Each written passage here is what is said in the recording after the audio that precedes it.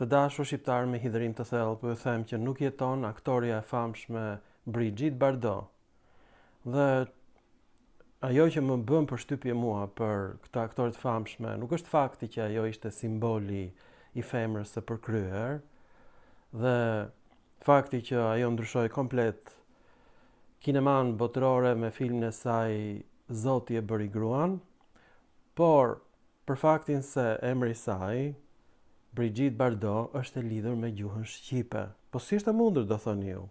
E pra, është e mundur sepse emri Bardot shkruhet Bardot me 2 t në gjuhën franceze dhe shkruar nga fjala barda plus prapashtesën ot të frëngjishtes. Dhe fjala barda në gjuhën franceze ka kuptimin mbulesa që përdore për të mbrojtur kalin, një lloj velenze në mesjet. Këtë fjalë ata e morën nga luftëtarët arab, francezët, dhe filluan ta përdorin për kalorësit francez, mbrojtje jo vetëm për kalorësin, por edhe për kalin, dhe kjo mbrojtje quhej barda. Dhe shqiptohej bard në gjuhën franceze. Po nga e morën arabët këtë fjalë? E vërteta është që ata e morën këtë fjalë nga gjuha persiane e vjetër, dhe në gjuhën persiane kjo është pardag ose partag dhe ka kuptimin mbrojtëse e kalit. Ishte një velencë në fillim. Pastaj u bën në formë rrjet teli që mos shpohej nga shigjetat dhe nga shpatat e kundërshtarit.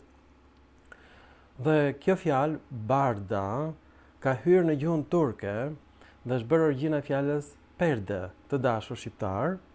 Perde do thot pikërisht mbulesë. Vjen nga gjuha turke, por gjuha turke si gjuha arabe e mori nga gjuha persiane e vjetër, sepse 90% e fjalorit të turqishtes është nga gjuha persiane e vjetër dhe nga gjuha arabe.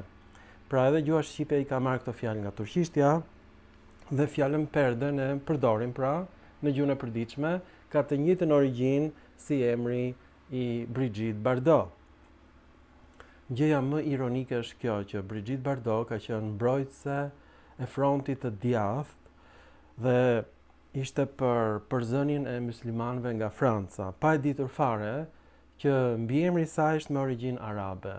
Dhe këtë doja t'u thoja shqiptarëve, kjo ishte ironia e fatit, që Brigitte Bardot nuk e dinte që vetë emri i saj ishte me origjinë nga arabishtja, me kuptimin velenzë, dhe përdori për të mbrojtur kalin. Pra,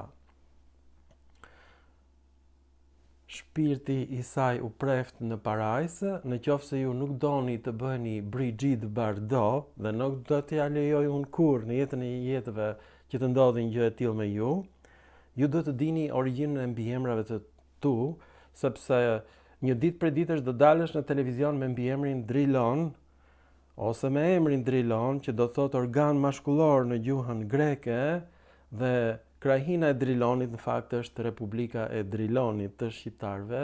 Kjo fjalë ka ndryshuar perceptimin e shqiptarëve për gjuhën shqipe. Fjala Drilon është magjike, sepse kur e dëgjon të ngrihet flokët përpjet nga hidhërimi i madh se sa shumë është masakruar gjuha shqipe nga gjuha greke. Të gjitha qytetet e lashta ilire janë qytete helene, të dashur shqiptar, dhe Shqipëria është në një rrezik shumë të madh. Ju falenderit për momentin dhe mirupafshim në filma të tjerë shkencor.